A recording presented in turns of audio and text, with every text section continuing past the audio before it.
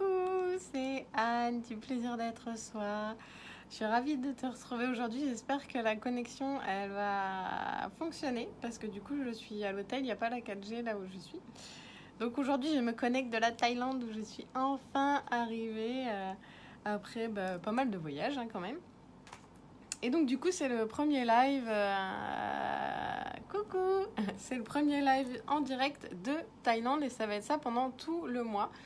Donc j'espère que je vais pouvoir me connecter à chaque fois. Là, je suis sur une toute petite île qui s'appelle l'île de Koh Lipe. Et en fait, il n'y a pas la 4G. Donc du coup, je suis restée à l'hôtel pour faire le live. Voilà. Donc, je suis ravie de vous retrouver aujourd'hui. C'est chouette. Je voulais vous parler d'un petit sujet parce que souvent, vous m'entendez parler de la méditation. Et du coup, j'en parle. Voilà, je reviens souvent dessus comme quoi c'est un outil qui peut vraiment beaucoup vous aider. Et l'idée, c'est que quand on commence, c'est pas toujours facile justement quand on commence. L'idée, c'est, je compare ça un peu à un sport de haut niveau.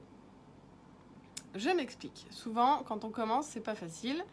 On se pose, voilà, on essaye de faire le silence. Déjà, ce qui peut être très compliqué au départ, parce que un des premiers réflexes, c'est que justement, comme on s'arrête rarement, ce qui se produit, c'est que la pensée se pointe version 2000 et que on a des caisses et des wagons entiers qui arrivent dans la tête. Coucou. Donc les démarrages, ça donne bon, je me pose et tout, ok, je fais le calme, ça marche pas, et on a les pensées qui arrivent, et je vous dis au début, c'est vraiment des wagons entiers en fait qui arrivent, donc l'idée c'est déjà d'en prendre conscience, et en plus on a ce deuxième mécanisme qui est souvent que le mental, il arrive et il vient freiner encore plus ce processus, c'est-à-dire qui dit mais qu'est-ce que tu fais là, mais tu serais bien mieux en train de faire autre chose que juste être assis comme ça à rien faire. Voilà, et donc le mental va nous servir aussi des caisses de bonnes croyances et de mouvements réflexes. En fait, c'est comme s'il se défendait en fait. L'idée, c'est comme si le mental se sentait en danger à ce moment-là. Alors que c'est juste qu'il n'a pas l'habitude. Il n'a pas l'habitude d'avoir cet espace-temps de calme. Il n'a pas l'habitude d'être dans l'être et de puis être dans faire tout le temps. Donc pour lui, c'est déstabilisant en fait. Donc premier réflexe, du coup, oh là là, qu'est-ce que c'est danger. Déjà danger parce que c'est pas comme d'habitude, c'est quelque chose de nouveau. Donc voilà, c'est le réflexe de l'humain, quelque chose de nouveau. Qu'est-ce qui se passe? Et boum, on a peur et on a cette mécanique un peu de non, je veux pas y aller. Donc ça, c'est un peu ce qui se joue dans les débuts avec la méditation. Et l'idée, c'est d'en être conscient. On est toujours un peu sur la même mécanique. D'en être conscient et de simplement passer cette étape. Et c'est là où je repars sur un peu mon analogie avec les sports de haut niveau. C'est la méditation, je pourrais vous dire, c'est comme le surf. C'est-à-dire qu'il faut apprendre à passer la barre des vagues. Souvent, vous voyez les surfeurs, en fait, ils sont derrière toute la série de vagues. C'est pas pour rien, parce que du coup, ils voient les vagues arriver, ils peuvent la prendre dès le départ. Mais en fait, ça nécessite un effort pour eux de passer cette barre des vagues, donc entre le rivage et la zone qui est juste derrière. Et donc, dans la méditation, on a exactement ce même sas qui est qu'on est sur le rivage, on rentre en méditation et là, il nous faut passer la barre des vagues du mental pour se retrouver derrière. Donc en fait, c'est exactement la même chose que le surf. Et encore, je vous passe l'analogie de surfer sur les vagues de la vie. Non, en fait, je la passe pas puisque je l'ai dit. Mais du coup, c'est d'apprendre aussi à surfer à la vie, qui amène toujours tout un tas de scénarios rocambolesques comme elle sait si bien le faire. Et deuxième petite chose par rapport du coup à ce fait de débuter avec la méditation, on a aussi comme avec le footing, donc on est encore sur un sport, avec le footing ce phénomène de second souffle. Donc en fait on arrive, super, c'est à partager, merci. Donc en fait, ce second souffle, c'est-à-dire qu'on va faire peut-être 5, 10 minutes de méditation, 15 minutes, 20 minutes. Alors pour chacun, ça va dépendre à quel moment. Mais moi, c'est une mécanique que j'ai souvent observée dans la méditation et aussi chez les élèves. Du coup, c'est à un moment, on s'irrite en fait. On rencontre l'irritation à l'intérieur.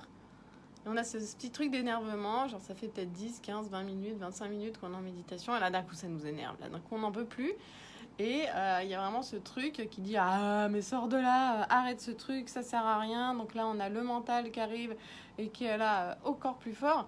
Et donc l'idée c'est d'être conscient aussi que ça c'est qu'une étape. Donc comme avec le footing, on a cette mécanique de second souffle qui arrive quand... d'ailleurs très bien que je reprenne mon souffle. On a cette mécanique de second souffle qui arrive au bout d'un moment et qui fait que voilà, on passe sur une autre dimension du souffle. Et ben dans la méditation, c'est pareil. À un moment donné, on a cet effet un peu de pression à l'intérieur de soi. Et après, quand on passe cette barre, quand on passe cette vague, et ben hop, on a cette mécanique de second souffle aussi et qui fait qu'on est, on accède en fait à une autre zone derrière. Donc c'est ce que je dis tout le temps aux élèves, n'hésitez pas à pousser le compteur.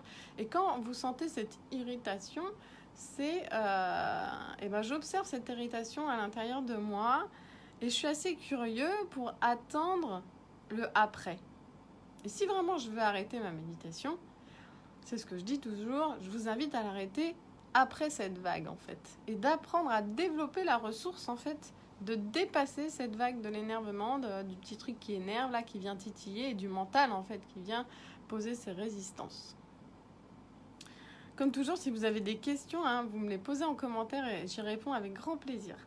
Donc du coup, l'idée c'est, voilà, comme le footing, il y a cette histoire de second souffle et qui peut se reproduire aussi dans la méditation au fur et à mesure de la durée en fait de cette méditation. Donc en fonction de chacun, ça va être plus ou moins rapidement dans la méditation. Et comme avec le surf, c'est ce que je vous disais, donc apprendre à passer cette première vague en fait, cette première barre de vague qui est le mental qui vient chafouiner un peu à l'intérieur en mode je suis pas content, qu'est-ce qui se passe quoi. Faut vraiment savoir que en fait on passe d'un mode de faire à être. Et en fait être, nous, on n'est pas du tout habitués. Nous, on est habitués à faire, toujours être dans l'action, toujours être en train de réaliser quelque chose, de même regarder la télé. On est dans faire, en fait. On est dans la fuite dans l'écran, mais je regarde par là parce qu'il y a une télé dans la chambre. et du coup, on est dans cette mécanique, en fait, de faire. Et à chaque fois, en fait, on est alpagué par l'extérieur comme ça. Donc l'idée, la méditation, elle nous ramène dans l'être. Être et être, c'est pas du tout pareil. L'idée c'est je suis cet instant, je suis ce moment, je suis à l'intérieur de mon corps, je suis dans mes sensations et je vis ce moment. Donc voilà, donc l'idée, la méditation, en fait, elle nous fait vraiment basculer d'un mode à l'autre. Et en ça, c'est très dérangeant pour le mental qui vraiment oppose des résistances importantes au début. Donc l'idée, c'est plus vous allez pratiquer, en fait, et moins le mental va être dans cette mécanique de résistance. C'est vraiment, comme le sport, qu'une question d'entraînement. Vraiment. Et une des petites clés, c'est vraiment persévérance, bienveillance, persévérance, bienveillance, persévérance, bienveillance. Ça peut tourner en boucle comme ça. Persévérance, bienveillance et expérimentation. Voilà. Donc méditation comme un sport de haut niveau. Et l'idée c'est de s'entraîner, d'apprendre à passer la barre du mental, de surfer ces vagues aussi à l'intérieur de soi et de comprendre qu'il y a cette mécanique aussi de second souffle où le mental peut rentrer en résistance à certains moments. Et l'idée, c'est de s'accueillir là-dedans et d'observer à l'intérieur de soi qu'est-ce qui se passe quand tu rentres en résistance. Justement, il y a les pensées qui arrivent dans tous les sens. Peut-être qu'on commence à gigoter. Peut-être que la respiration, elle devient plus rapide aussi. Voilà, tout ça, c'est intéressant. Et comme je vous disais, plus vous vous connaissez et plus vous allez pouvoir vivre dans le bien-être avec vous-même et développer des ressources conséquentes qui vous permettent d'avancer vers beaucoup plus de bien-être. Voilà, et bien écoutez, je vous souhaite une très belle journée du coup pour vous, parce que moi c'est soirée, hein, il est 8h moins 20, je devais aller manger. Et voilà, passez une excellente journée dans le plaisir d'être vous à chaque instant. Et vous pouvez me retrouver sur plaisirdêtre-soi.fr. Pensez à partager ce live. Gros bisous, ciao ciao. Merci Mylène, bisous.